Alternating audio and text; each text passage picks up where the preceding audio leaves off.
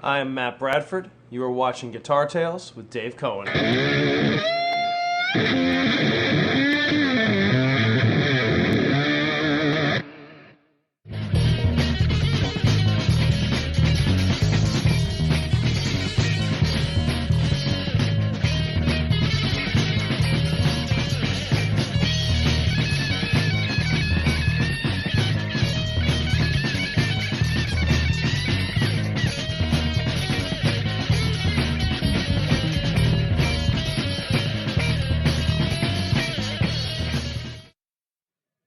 Well, Matt Bradford, thank you for that bumper. That was the premiere of the Matt Bradford bumper. Say that 10 times fast. Matt Bradford bumper. I watch him every day on Instagram, and I always take the time to listen because he creates a new sort of mini piece every day, it seems. And his work is so inventive, creative, and soulful all at the same time. It's fantastic. So check out Matt Bradford. He does beautiful work. He builds the guitars you're watching him play, which is super, super cool. And he's just a good soul. So thank you for that brand new bumper for the show. And as we do every week, we want to thank, there you go, Rockstar in Asbury Park. If you are in Asbury Park, check it out. If you're not in Asbury Park, get your ass over there because Asbury Park is absolutely wonderful. We were just there this weekend, and not specifically at Confections, but I was there a couple weeks ago. Great people, great food, great time, great pictures, and they service people like Alice Cooper, someone I met once, and even more famous, they service Scott and Aaron, our co-host Scott, who go there all the time. But more importantly than anyone we just mentioned, we have a phenomenal guitar player on the show tonight, Anthony Gomes, and I'm going to read some of these bona fides, if you will. He's played with Buddy Guy, Robert Plant, Joe Bonamassa, Hart, some guy named Sammy Hagar. I don't know if you've ever heard of him. Kenny Wayne Shepherd, and more. So he's got the real bona fides, rated by some as the #1 blues guitarist. Phenomenal guitar player. Scott and I have been doing all our deep dives on YouTube. We're thrilled to have you. Come on in, everyone, from the green room. And Billy Sheehan. I just saw a video with Billy playing bass. I'm like, is that Billy Sheehan playing bass? It sure as hell was. And we got him. I want to ask Anthony about that. Let's get Anthony in here. I have so much I want to ask this guy. I'm a huge blues fan, and when I heard him sing, I was like, oh yeah, we're having him on the show. And there he is. Right on. Here I am. There you are. Do you have your fluffy pink handcuffs or whatever they are? Yeah, man. You never know when you're going to need some handcuffs. I mean, that's what they say. I must have played that song about 100 times the other day while I was power washing the house. It was just sort of in my rotation. It kept coming on. Really fun song. Really great. Very catchy. So where are you coming into us from? Where are you tonight? I live in St. Louis, Missouri. I've been a resident here for about 10 years. And so, yeah, I have a few days off, which is great. And when you're a musician, a few days off means you're really working anyway. Right. You're in the studio or you're doing something else. But I'm not on the road, which is great. A nice balance to being on the road. So, yeah, man. And I was like, what do I want to do? I want to talk about guitars, man. That's right. On your day off. That's right. Do. Yeah. And I see I got a really nice flying V. Is that your main rig? I see it in a lot of videos, but I don't know. Yeah, it's I love the flying V. I'm a Strat guy too. HSS Strat. It's pretty versatile. I love Les Pauls, Gretches, Fenders, Gibsons, and so cover them all. Yeah. What's your favorite weird guitar? Oh man, well, I don't know if it's a weird guitar, but I got a Malcolm Young Gretsch. Ooh. That's the one pickup is under weird. Yeah. And or a little different. It's like missing 2 pickups, but it tracks great for rhythm guitar. Surprise, surprise. Yeah. Right. And yeah, man. So the other day I bought a midlife crisis guitar for like $200. Well, let's see it. I love this already. It's a Kramer Beretta. Oh yeah, that's Grimace I saw, right? Yeah, Grimace. It's an Indonesian one, which are slightly better than the Chinese ones. And everybody's gonna think he's a lefty, but I think his video's backwards. But that's right. Yes. Now here's some trivia for you. We've, I think, 2 or maybe 3 times, we've had the great Henry Vaccaro on our show, who for a period of time owned Kramer. Wow. He had a lot of cool stories. He had the aluminum split neck guitar. Remember that? The tuning fork guitar? Yes. I had the Model 250 when I was in high school. Nice. But then he also worked with Eddie on all those guitars and knew Eddie. Wow. So he's in his probably mid 80s right now, and he's younger than we are personality wise. And we had him on as a special guest with Phil X on our Van Halen tribute show. Right. And it's like they were talking to Paul McCartney. They were so excited. Yeah, Phil was pretty wow. He just was like, wow. It's funny because I'm originally from Toronto. Right. And Phil's just a couple years older, and he used to do a jam. I guess his parents had a Greek restaurant or something. That makes sense. And like every Sunday night, he'd have a jam. And I used to just hang out. And it's really cool to see all the things that he's done. And he's come a long way from the restaurant gigs, I mean, it's cool to see that. I mean, I've seen that in my lifetime with a couple of friends of mine that went on to superstardom, just see him playing in the local gigs here, like the Stone Pony and stuff where we are here. And the next thing you know, they're at Madison Square Garden or on SNL or whatever. Yeah. It's pretty crazy. He used to have a little secret thing where you just yank on his ear a little bit because he didn't want to say, I'm going on TV and I want to say hi to all my friends, Scott and everybody. So he was just like, I'm just going to pull my ear. And so that was like the Carol Burnett thing. Yeah. He said, I'm going to pull my ear, and that's my way of saying hi to all my friends. Oh, okay. Very cool. And that way you get out of the doghouse because you're like, yeah, I remember you. Yeah, you see you're on TV. You could have mentioned your Uncle Phil. What the hell? You didn't just get a ear move? Come on. Yeah.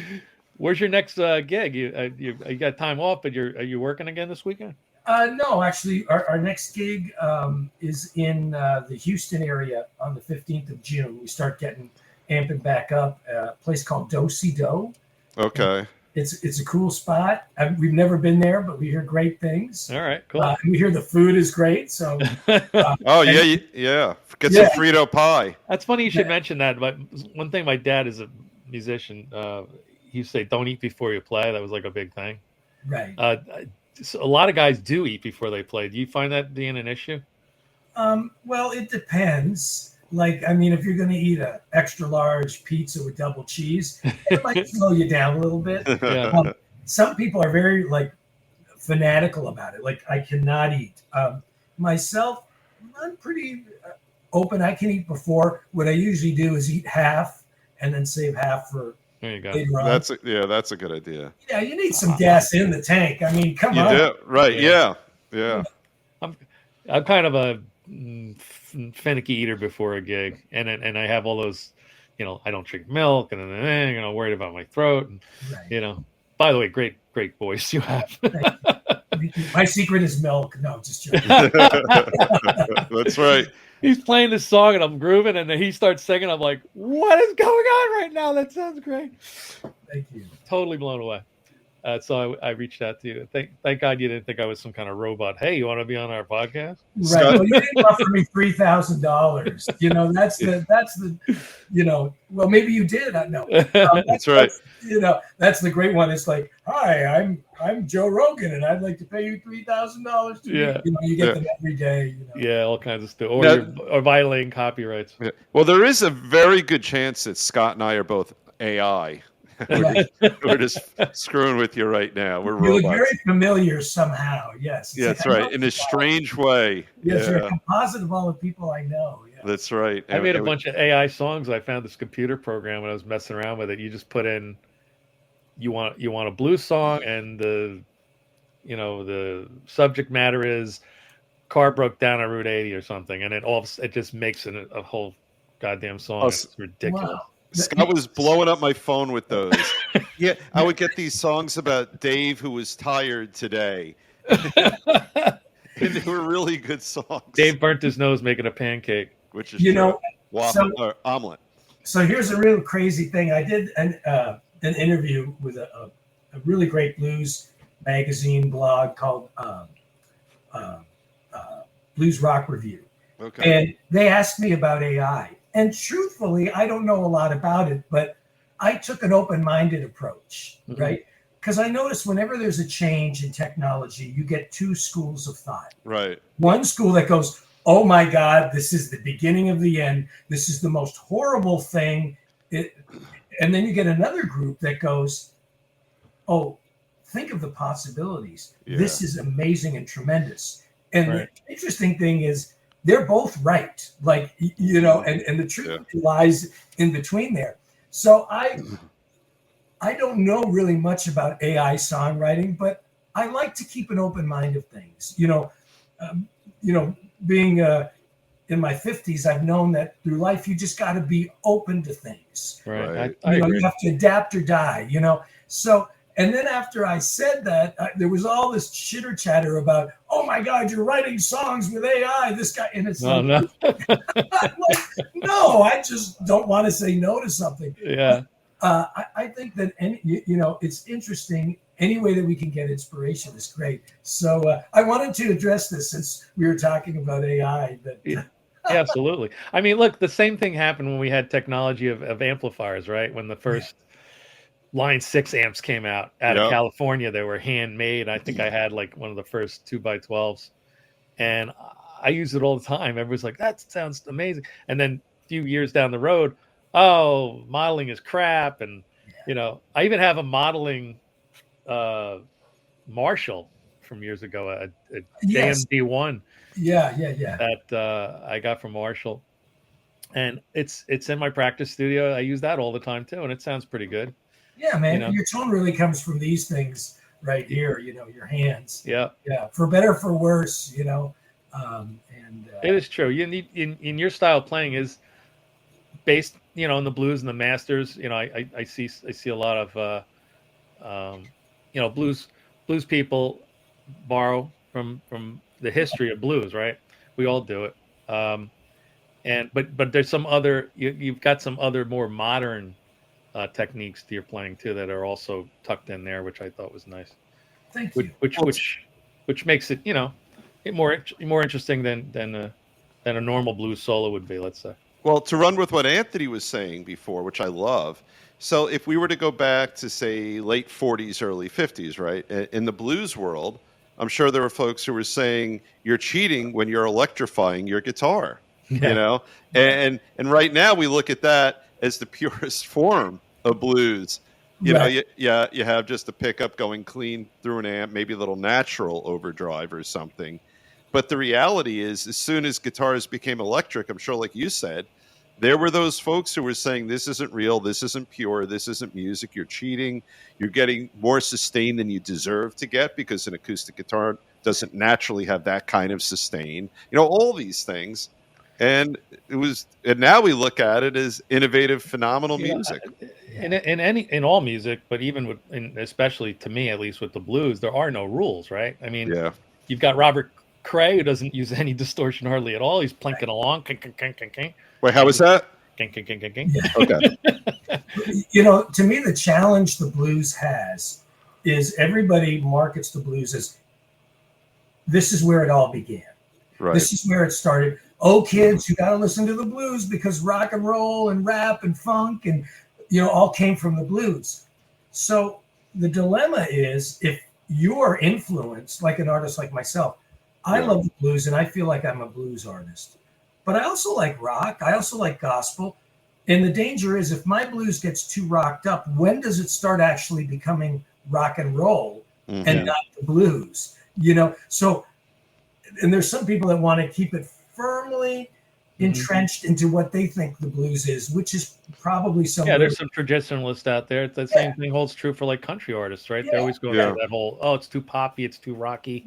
Right. So, you know, you basically just have to be yourself. And I think the more you are yourself and the less you look at what makes you different as a liability, I think it resonates with people. Oh, we Scott, we just got a clip. I love that. AI, find that clip. Right. Right. Celebrate that which makes you different. Yeah. Exactly. As opposed to looking at it as a liability. And I think what you're also saying is play for yourself and the rest will follow. You know. You know, so in my genre, there's always been a pressure not to be too rock. Yeah. And man, I grew up with Judas Priest and Iron Maiden, right? And then Yeah. I discovered B.B. King, and everything that was missing was now whole in my world. Yeah. And so my latest album is my 14th album, right? So, and I guess I just said, you know what? Screw it. I'm going to play. If I want a finger tap, I'm going to do it. It's tastefully done. That's what I was saying before. Yeah. Like I like that was in there. And the interesting thing is, the less I worried about trying to appease the industry, all of a sudden we've had by far our most successful album. And, to my point earlier, what you think is your greatest weakness is your superpower. Everybody used to say you're too blues for rock and you're too rock for blues. You got to choose. You got to make a choice. And my choice, what are you? And my answer now is yes. I love it. Yeah, and very good. Yeah, it takes a lot of stupidity or courage or a combination of the both to have the balls to say that you can do that.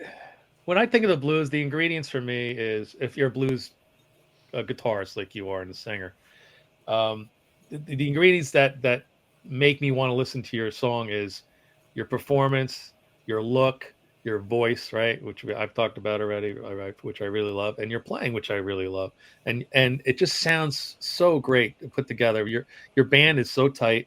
Thank you. And they lay a perfect foundation for you to do your thing, without overplaying. Unless you're playing Billy Sheehan, who's always overplaying the bass, but in a good way. Yes. You don't want to upset Billy. But I mean, isn't that really the ingredients of blues? Is a very emotional genre. Yeah, I think personality, passion.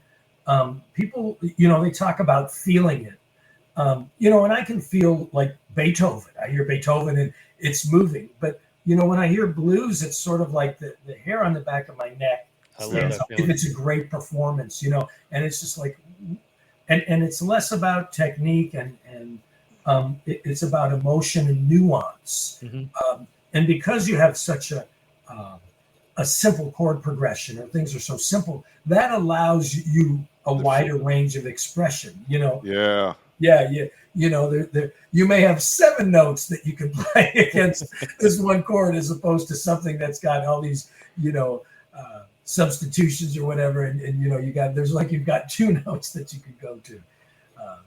I mean, years ago, very short story, and I'm not trying to gloat or anything, but I got friendly with a couple of blues guys, and there was sort of a resurgence of pop songs that were blues oriented, right around the Fabulous Thunderbirds time. Yeah. And I'd written a whole bunch of blues rock songs, pop songs, and tried to sell them. And unfortunately, one of the guys passed away, and the other guy wasn't interested. But it was fun to write blues pop songs. Right. And it was so much fun. Albert Collins was one of the guys. Yeah. He was like, but my simple pop songs were too complicated for Albert. Yeah. But he's good at writing those funny, jokey kind of blues songs. Yep. I was trying to write some of those for him. Yeah. And it just never took off. But they really tried to get in, like, wow, Clapton's got a hit song out there, and Stevie Ray's doing really great with his pop. I mean, he's getting on the radio, right? Yeah. And so they said, we got to get in on this. And they but I can't really write pop songs. Can you kind of help me write some? And that's how that kind of all started. Went nowhere, but it was fun. Yeah. A whole catalog of poppy blues songs you can listen to. There you go. Well, the interesting thing is, if something gets too melodic, my experience at least is, if it gets too melodic, it then stops being blues rock and it becomes like corporate rock, where like Journey. I mean, you listen to some of those riffs. I mean, Neil Schon is a hellified player, and Steve Smith, the whole band, but it's those melodies that make them such awesome songs. But a lot of times the root is even blues based, But, yeah. So I've noticed if it gets too melodic, then it starts going into more of pop or whatever. If the melody stays a a little bit more simple in terms of note choice, then it ends up more in this blues rock area. That's one thing I've noticed. Yeah, I mean, if you add a lot of background harmonies and kind of do all that kind of stuff, or add a lot of keys or synthesizers, and then you're slowly moving away from where you're at, which is very, very raw, very emotional music. But what it really the lesson, the simple lesson in all this is the guttural appeal of blues, because if you journeyize it, Right. people want to listen to it, because on the subtextual level, they're responding to that which we love about the blues. Right. And it's just getting gussied up. Right. For everyone else. I have a theory. It seems like every 30 years, the blues makes a comeback, right? I agree. And I feel, and in part to our earlier comment about AI, I think with AI, there's going to be a demand from the audience, a natural demand for stuff that's very human. Yeah. And it's going to be like, is this real? Are these guys really playing it? Well, when you hear us, it's real. Yeah. For better or for worse, right? And I think that the live performances are going to become more important, because we're going to want to maintain that connection to our humanity. Yeah. It's weird. You're making me think of all things of someone like a Chris Stapleton. Yes.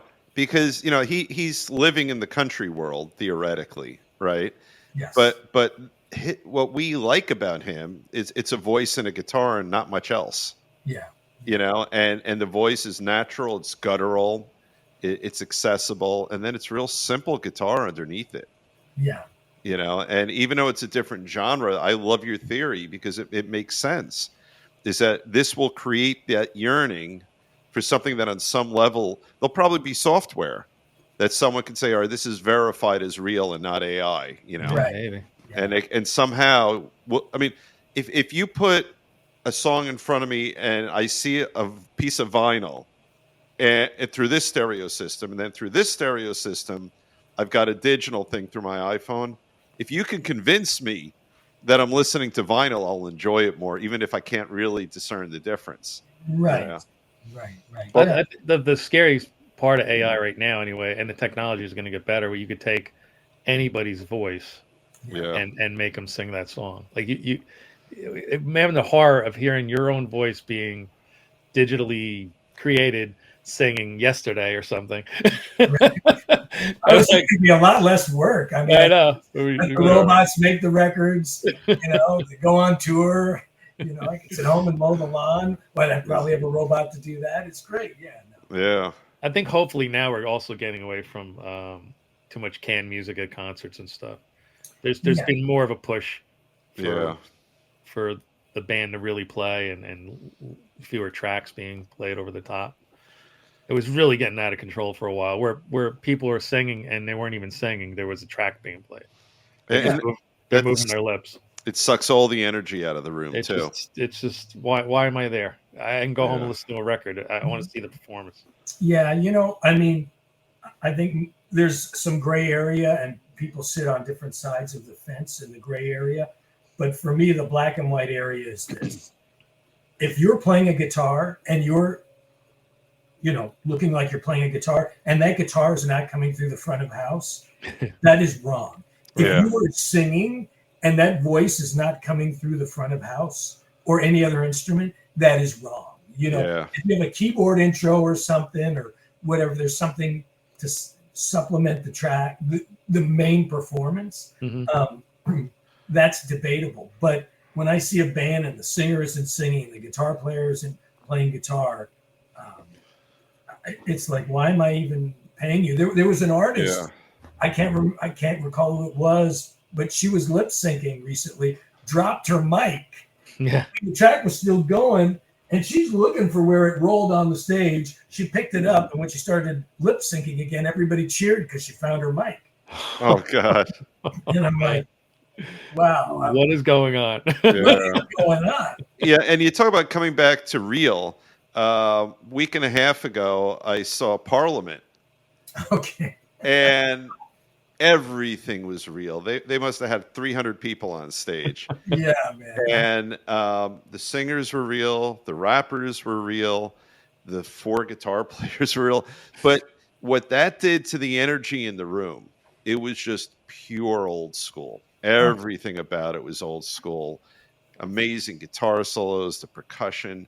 But if any sound had been artificially piped in there, I think it would have sapped the energy. But Yeah. when Yeah. yeah. Yeah, I met George Clinton at the NAMM show in the bathroom.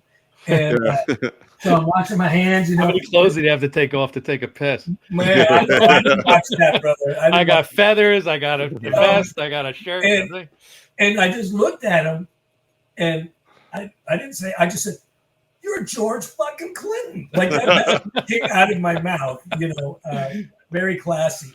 And he's like, "Oh man, do you play?" I'm like, "Yeah, guitar." He goes, "Okay, come with me." And he took me to the PV booth, and I sat in with Funkadelic for a couple Oh my God, that's phenomenal! It was great. Yeah. So you know that band really well. They're phenomenal. I mean, not super well, but I sat in. Well, that's huge. Yeah, and I remember I wasn't hip to Parliament when I was living in Canada, and when I moved to the States, and I'm like, Parliament, what is this? I remember putting it on the record and record on, and I was. Isn't that a cigarette brand? What is going on? Yeah, man. Yeah, it's right. No, it was. It was a very. There's certain albums I've heard that I remember where I was when I heard that album or that band or that song. Yeah. Right. I remember hearing Immigrant Song, and I was in the passenger seat of my buddy's Trans Am in high school. He said, "Listen to this," and I was like, "What has just freaking happened?" Yeah, it's like a bomb. Yeah, you don't get those moments anymore that much. Not as much. No. Although I did have a very great reaction to when I first heard your stuff. Well, thank you. Good save, Scott. But playing a record, is like a different vibe. I remember somebody brought over remember those like flimsy records? They were like giveaways. They were like almost like paper, square. But they came in cereal boxes. That's the first time I heard Scuttlebutt. Oh wow! Somebody got this like free record somewhere. I don't know where it came from, and like, "You got to hear this," and I was like, "Whoa, that's amazing!" That's the first Stevie thing I heard. I remember like at high school again, and my buddy's like, "Dude, there's a guy. He plays the blues, but he sounds just like Hendrix." And I'm like, "Well, that was his curse. That he I would say, why is he doing this Hendrix things? He should try to be his own guy." Like in the beginning. Yeah, that was my big critique of him.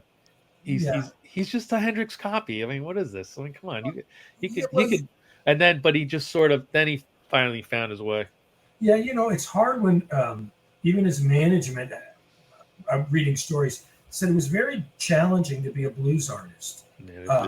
Like for instance, the Rolling Stones loved Stevie Ray Vaughan, loved him. And they had their own nice camera work. It zoomed in the ELP. Yeah, try it again. I'm going to try it again. Yeah. You go away and it zooms in automatically to the next face it could find in the room. Yeah, I don't know. I mean, anyway. All right, come on, don't derail the story. So what were we talking about? Oh yeah, so big Stones were the big fans, right? You got the T-shirt of Stevie Ray Vaughan, and they started their own record label. And they said, "We love you, Stevie, but we're not going to sign you because you're only going to sell 50,000 records." Like that was even an option they loved. They passed on, and so I think, for a lot of acts, you've made it as a blues act when your album is in the blues section and the rock section at the record store. So and Stevie had to do that, I think, via Hendrix, and getting people, whatever you can do to get people to listen to you, especially back then, I remember very vividly cringing when I saw the Let's Dance video and Bowie's on a mountaintop with gloves on playing a Stratocaster, mimicking Stevie Ray Vaughan's licks. Right. Yeah. A lot of people thought he was playing guitar. I'm like, no, that's another guy named Stevie Ray Vaughan. You may not even heard. And that's what I thought because that was maybe 81, 82, something, maybe 83. And I just thought, all right, he's He's certainly talented. I guess he's a good guitar player. I mean, I bought a pair of white gloves just so I could play like that. Yeah, that's right. And I'm thinking he's got some really good tone going on out of that Yeah. guitar. Yeah. You know? Yeah. What a weird story that was. I Yeah. think he just discovered him somewhere and put him on the record. Yeah, Montreux Jazz Festival. My dad was in years ago before Steve was famous. He was in Kansas City, and he was on one of those streets where a lot of bar bands are playing and stuff. And he heard this like incredible blues playing, and he went into the bar, and turns out his friend knew Stevie Ray Vaughan because he was, I guess, a local yokel, or was in town a lot. And you got to check this guy out. And he came over to the table to meet my dad. And he was completely strung out, and he was putting cocaine in his coffee and stirring it up and drinking it and stuff. And this guy's he's not gonna make it. He's not gonna live long enough to be famous. And but he came back from this little business trip. He goes, "You got to find this guy, Steve Ray Vaughan." I'm like, I can't find any. There was no internet then, I never heard of him until that day. I got that floppy paper thing. And her settle button, and I go, "That's the guy. That's the guy who puts Coke in his coffee." No wonder he's so good. Yeah, that's right. The horrible thing is, he got sober and he got grounded, and his songwriting got better, and his playing got better, and then just to have it end tragically for something really dumb. Yeah, it's yeah, really heartbreaking. That's the most heartbreaking thing, that he got his shit together, and he got better. The Austin City Limits show is amazing. Compared to the El Macambo show, you could tell he was completely strung out. When he came out there, he had like a ghostly pale, pasty looking white face. Yeah. And then, but for a long time I thought, what a tragic story, because he had finally got himself together, and then but another way to look at it is he completed his life journey on a positive way. It's true. Not the drugs that took him out. Yeah. He left in the right path and on the right way, and is an inspiration to us all. That's true. He didn't die, fat and strung out on a toilet. Yeah. Right.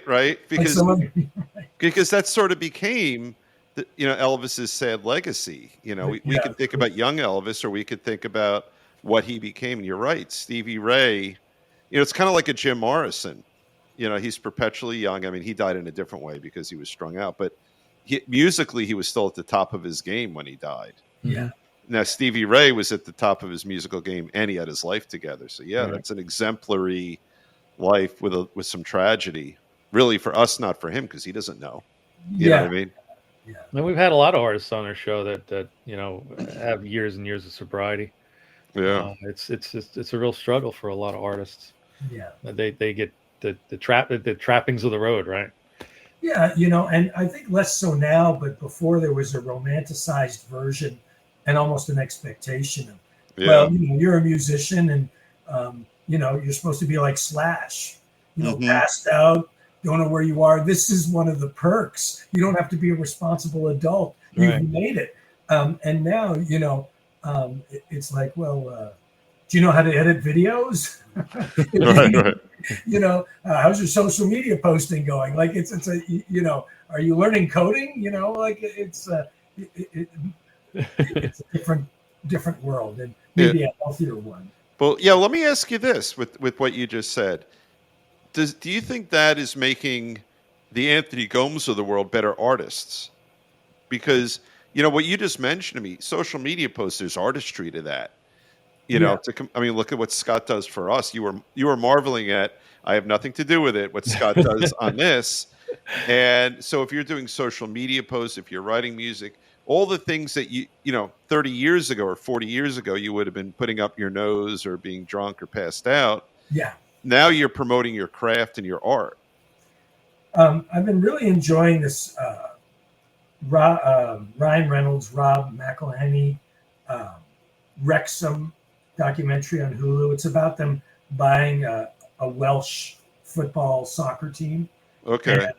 And them coming into this community. And the great thing about this documentary is it's made me realize that it's about the community of music lovers. Like our show is, we're obviously a part of it, and our songs are a part of it. But to me, it's a the biggest part is everybody coming together to celebrate music. Right. And I really appreciate that that documentary for giving me this better understanding. And I think if you're too hammered and you're too at the party, and you know, sometimes social media posting and all this stuff, it's time consuming. And if you're working on an album, it's kind of a drag. Oh, I got to make sure that I did a Facebook Live, or I really want to be in the studio working. But the positive side is you're interacting with the community, and that is the greatest thing. And we're interacting now at a level we couldn't do before. Yeah, well, look at all of us. We all have. We have shit on. I got Funkos, I got guitar amps, you got guitars, you got albums. And like, we're all misfits and nerds that love music. It's we're the guys that buy tickets early, and if it's general admission, we're there at 4 p.m. waiting in line. I can tell you two guys are the same way, right? Yeah. This is a thing, man, and this is what I love about today's music, because we're very engaging with our fans. We don't charge to meet anybody, and maybe at some point we won't be able to be as accessible. But for right now, I'm very grateful for that, and I'm very grateful that our career was an extremely slow burn, because we played. I don't know if it's just maybe because I liked one of your I like a lot of your videos, but it seems like you're getting noticed. Am I wrong? In the last year, is it blowing up? We're blowing up, and the great thing is, prior to blowing up, we'd have the same 75 people for a decade come to every gig we did, and pay 15 or 20 bucks. And these people kept the lights on at home, kept gas in the van, and got us to this place that we're at now. And I know these people. I've known them for a decade, right? I've had dinner at some of their houses. I've even had Thanksgiving at one person's house. We've crashed on their couches. Like, now that we're playing to 3, 4, 5, 600 people at a venue, it's a way different thing, and people's perceptions of us are much different. Interesting. So it used to be like, hey man, like they'd come to the merch table and just be shooting the breeze like we are now. Now they come up to the table like, and they're looking, and it's like, no, it's still us. People, it's still us. Like, no pretense. Come on, let's take a picture. Let's whatever. But I feel like these 75 people have laid a base for these other people to come in, and they can say, oh, man, the band's real, like, chill, like, go meet them. Like, and I'm so grateful for that. And I recognize faces at the shows. But if it happened too fast, in a short amount of time, with achieving success, I don't think I'd have the thing that I cherish the most, which is this connection, this love of and blues fans are definitely loyal, right? Blues fans, like we talked about hard rock, heavy metal fans. They have that same thing. We're a community, and we speak each other's language, Like there's a lot of niche blues artists that run-of-the-mill people may never have heard of, but blues people know. Right. And that's and we can speak our language with each other and love music, love the past, love what's coming forward, and it's a great community. Yeah, we get a lot of blues fans and rock fans. Yeah. And I love it because, I'll be talking to people and somebody will be like, I saw Randy Rhoads with Ozzy, and I'm like, whoa, what was this like? Like, I want to know, and or I saw Hendrix. Oh my gosh, she's like, what? You got to tell, like, and there's just something really amazing about being in that community of people that share those stories and have these experiences. It's an amazing thing, and that's what I love about touring most. A lot of bands, see a group of people that are there to support them, and they run to the green room. I'm like, I run to them. What's going on? What's happening? I want to know. That's beautiful. And I'm sure the answer is yes, but I get that, social media, I think, brings you and your community closer. So it's when you have the touring and the social media, it's, Scott has fans for his band, and I see them at the shows, but I know them from social media. Yes. Yeah. before I get there, and then we have drinks together. Yeah, it's amazing. And Yeah. I've had so many people say, half of my friends I've met at your shows. Like, and that's just, I mean, that's the coolest thing, you know, because at the end of the day, I mean, of course it's about writing great songs. Of course it's about singing like your heart in life depends on it and trying to be the best musician you can be. And Right.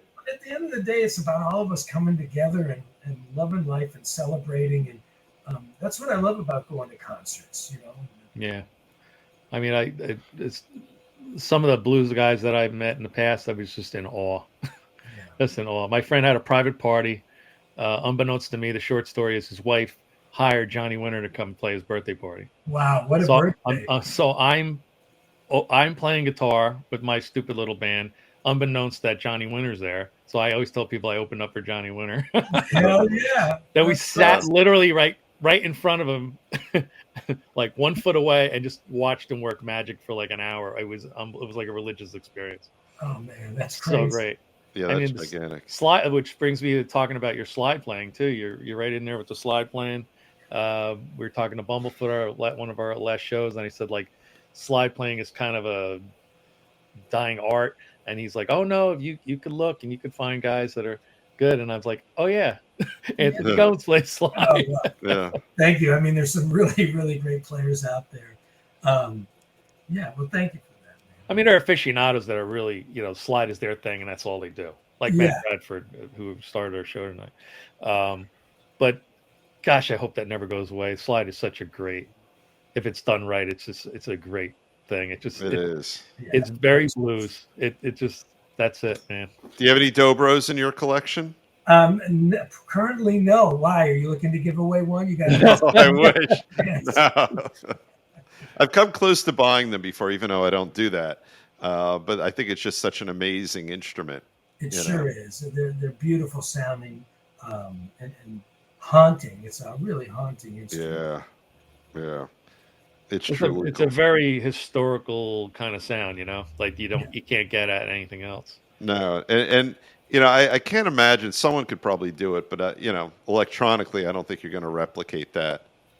No, it's really I mean, maybe one day, you know, there'll be some AI stuff coming in. No, I didn't think they could replicate a sitar, and then somebody came out with a pedal that makes your guitar sound like a sitar. Yeah, you know, I mean, so you can cover some George Harrison songs. Never say no. You know, there'll be somebody that'll figure it out. That's right. So, what's on the amp side of Anthony Gomes' rig? We heard about some of the guitars. What are you connected to? I use a Kemper. You do? Okay, cool. Yeah, and of course I have Marshalls and Fenders and all that stuff. And you know, whenever you say that, it's like you're a heretic. You know, it's like, oh my God, you use a Kemper. But no, we had some guys on that said it. You know, they'll have a Marshall stack for the look, but in the back, they're really playing through a Kemper, and then the gearheads come up. Those Marshalls sound amazing. Yeah. I love that you're an analog guy. Oh yeah, thanks. Yeah. Alan Parsons. Push that Kemper back a little further there, Charlie. Yeah, Alan Parsons, who engineered Dark Side of the Moon, an album, in my opinion, that sonically, 50 years later, still stands. Okay? Yeah. Oh yeah. This guy plays the Kemper. Really? Yes. And what he had to do, this comes on good authority, but I'll put a disclaimer in case this isn't true and I don't want to be busting anybody. But he would rent backline Fender amps and put his Kemper behind him because he got so tired of people trash talking his Kemper.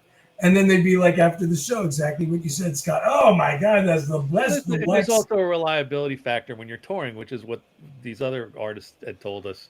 Yeah.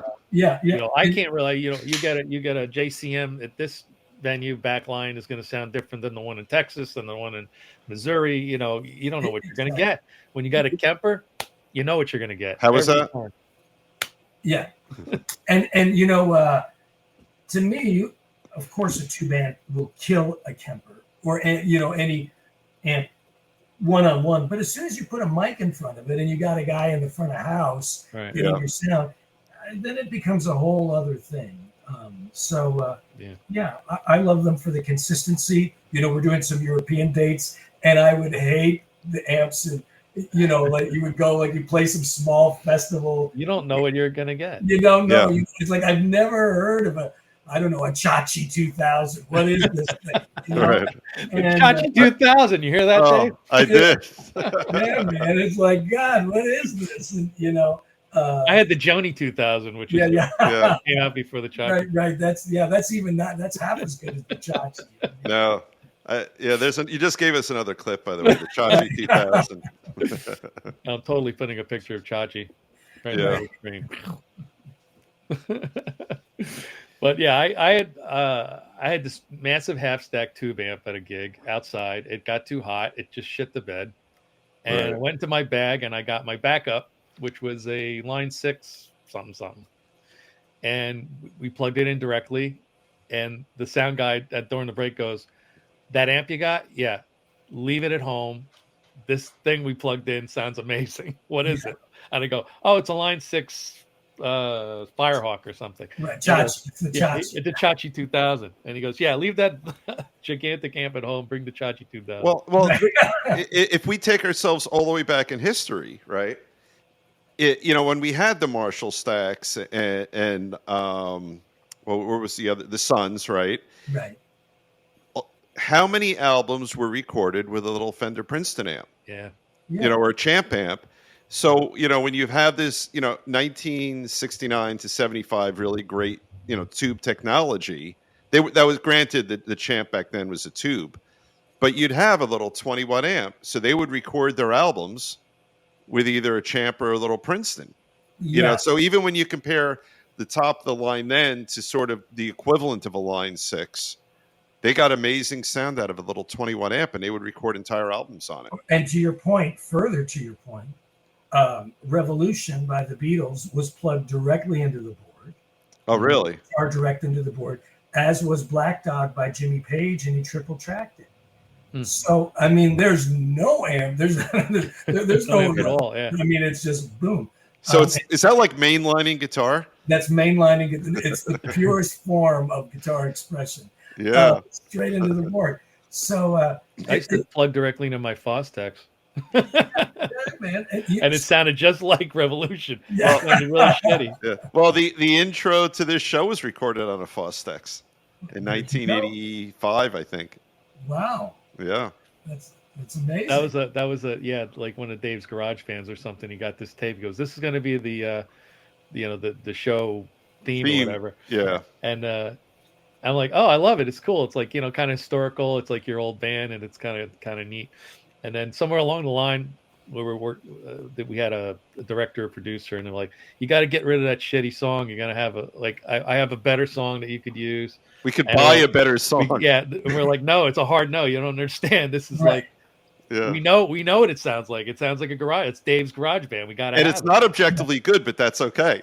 Yeah. And all the guests go, "What is that song? Where's that song?" You can get for 99 cents on our merch Stream page. Stream it now. Yeah. That's right. I have Anthony's QR code up there, folks. If you want to hit that. If you want real music as opposed to that. If you want real music, go to that.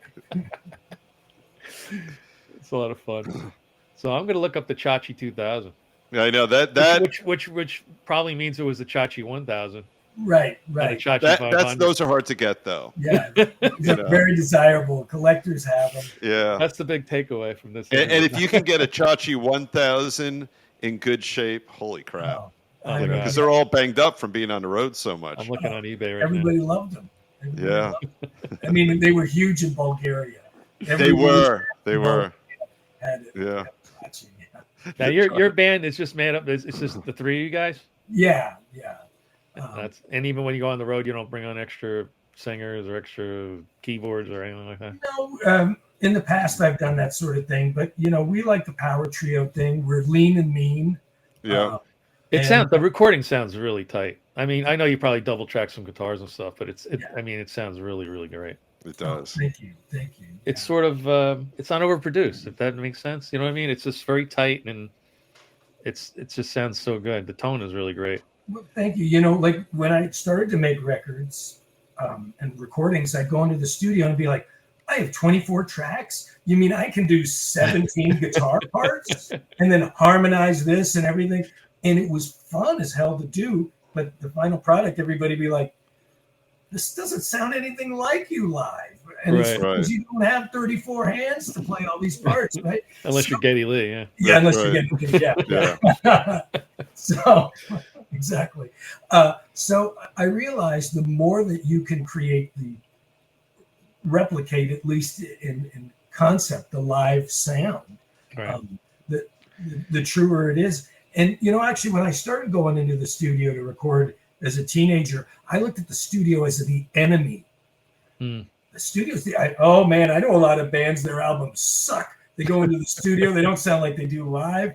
I hate the studio. Somebody's going to mess up our sound. Like that was, Yeah. as teenagers, we were very idealistic. Growing up in the 80s, it was like, we do not want a snare drum that sounds like, drenched in reverb, and we were big 70s heads back then. And, but then you start going, oh, the studio, oh, look at all the possibilities. And you start being more mature and understanding production and arrangements. And you might even listen to a Madonna record or a Lady Gaga for the production. And you're like, whoa, this is really cool. Yeah. And then you should come full circle to going, the studio's the enemy.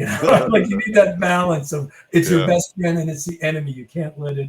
Well, look at the Who. They backed themselves in a corner with all that synthesizer stuff like Baba O'Reilly and whatnot. And I heard the story where they had it on tape, regular old tape. Right. On the old, and the tape would break, Yeah. Yeah. And they were piping it in because they didn't hire a guy just to play keys. Sometimes they did, but most of the time they just played the tape. Eddie Bundrick, wasn't that their keyboard player? Eddie Bundrick or something like that? Yes, he played a Chachi 2000. No, that's the keyboard is the Chachi 4000. Right. It's much more powerful. Solid state. Yeah, that's right. I don't know where that came from, but it's hilarious. It is. And Chachi and Joni are no longer together. Yeah. No, and they're not. And he didn't have good things to say about her, by the way. I shouldn't know such things, but I do. Right. But now after this, I'll have to Google it. See. Oh yeah, there was antipathy between them. Yes. So you're not backing yourself in the corner is my point. When you go into the studio and you're recording stuff, aside from maybe a couple of double track guitars, you're pretty much you can replicate live what you're hearing on the record. Well, yes, and I like to look at our music as the black suit. A black suit is timeless. You go to weddings, you go to funerals, you go whatever. You wear a black suit. As soon as you start putting on the disco pants and the big collars, or the acid wash jeans or whatever, like. The more you get in tune to what is currently hip, the more you're 5 years down the road, you're going to feel like maybe you made a bad choice. You were a moment of popular culture, Right. Yeah. And I always like the idea of, if you wear a black suit, and, you keep it in that lane, then you're always relevant. It's true. Like to this day, I still regret getting a tattoo of Scott's face on my ass. I did it years ago. I thought it was a good thing at the time. Right. And just now, Here's to bad decisions. Yeah, that's right. That's right. I have one tattoo, and it's not of Dave.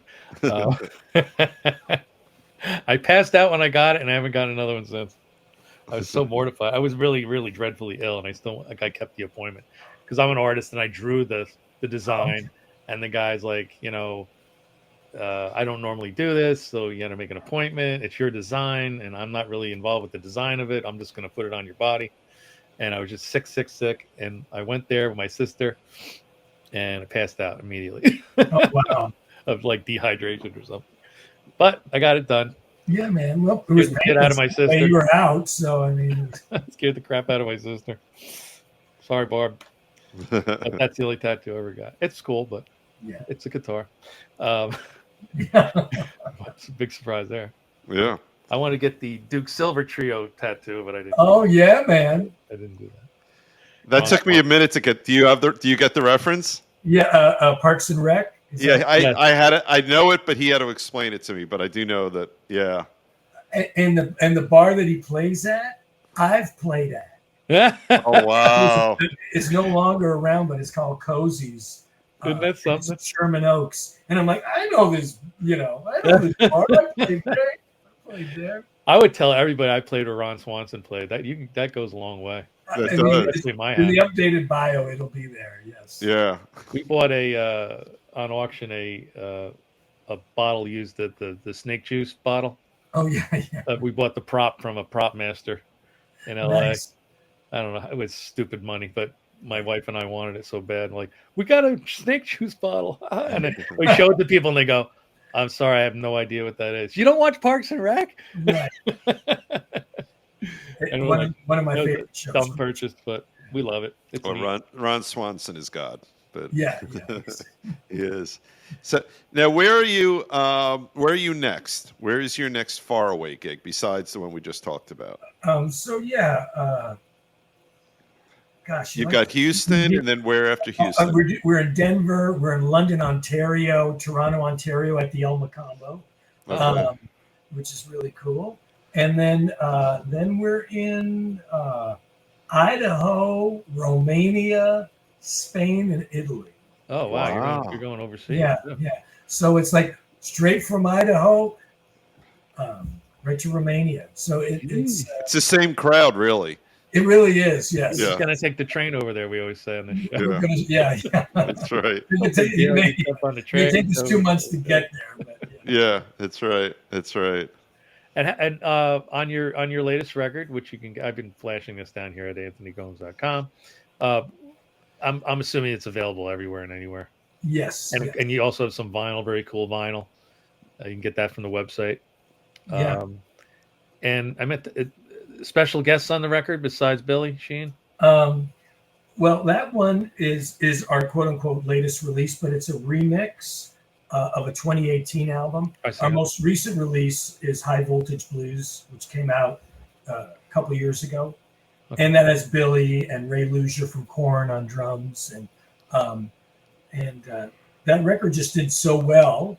It debuted at #1 and it stayed in the top 10 on the Billboard Blues charts for 58 weeks. Wow. So that's sort of like all of a sudden that album, just catapulted us from obscurity to now near obscurity. No, up to this next level. So, and a lot of people were saying, well, what should I get next? So we remixed using the same awesome mix engineer, Chris Collier, did the High Voltage Blues album. And then he redid Peace, Love, and Live Guitars. So it's sort of our new but not new album. Okay. It's new to me. That's all I know. Yeah, that's right. I'm discovering it, and I'm gonna look at some of the other, or listen to some of the other stuff. Big fan, and maybe I'll see you at one of the shows, Dave, and I'll come by and bother you. Oh, I'd love to see you. I'd love that, man. You please let me know. It'd be great. Absolutely. Yeah, sure. I'll hit you up. Now I have your cell number. Yeah, man. That's right. A little technical. I'll be getting spam. That's right. He is. That's right. That's right. Scott, send him some of those AI songs. Yeah. Yeah. I'm gonna write an AI song of the Chachi 2000. Oh my God, you should do that. Yeah. That's the greatest amplifier ever made. Yes. And see what AI makes a song out of. Oh, send that to me too. That'll work. Yeah. I mean, I know you don't want to change your theme song, but if you ever did, the Chachi 2000 might be the way to go. Yeah, that's right. That's right. Well, just like that, Dave, as I always say, yep. hours tick by and it feels like we've been talking for 10 minutes. It always does. Yeah. If you look on your screen, you got a little ticker there. We're literally just at the 1 hour mark. Wow. Yeah, and it's the same. If we have a good guest like you, it feels like 10 minutes because it's just a bunch of people talking about music and guitar. So yeah, man, it was a lot of fun. I don't think I've laughed this much in an interview. You guys are just so personable that I feel I've known you forever. Thank you. Well, thank you. Thanks for that, man. Dave, what's our motto? They come as guests and they leave as friends, and it's true. Yep. Yeah. And you guys are pretty tight. You're finishing each other's sentences. Well, we've known each other since we were 11 years old, I think. Something like that, yeah. And we're both pushing 40. Yikes. Yeah, I mean, yeah. Or maybe 60. 29 years ago, yeah. That's right. That's right. Who you want to? Well, we're going to invite Anthony to do a show bumper for us anytime you want to do one. You're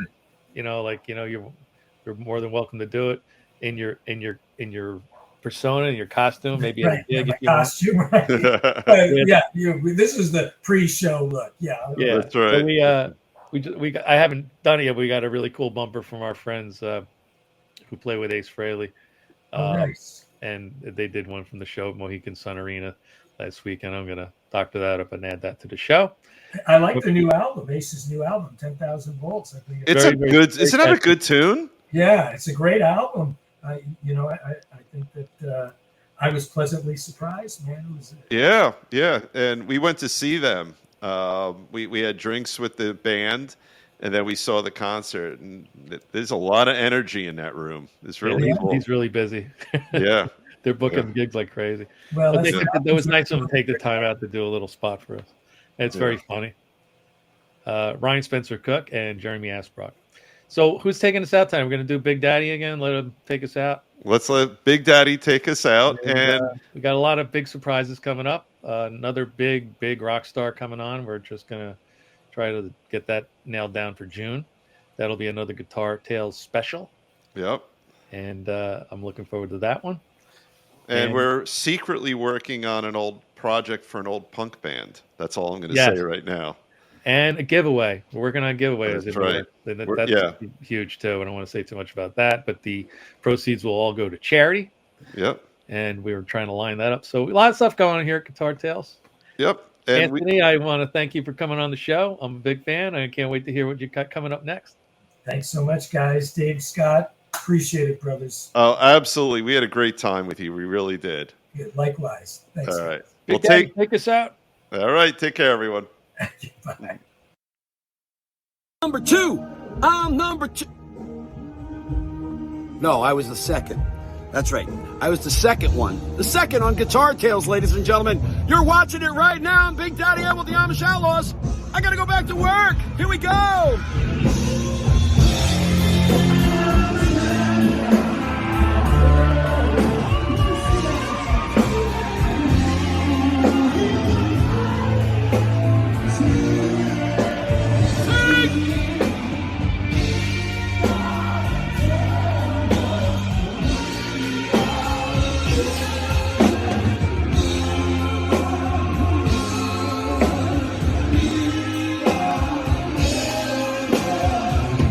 Guitar Tales, watch it!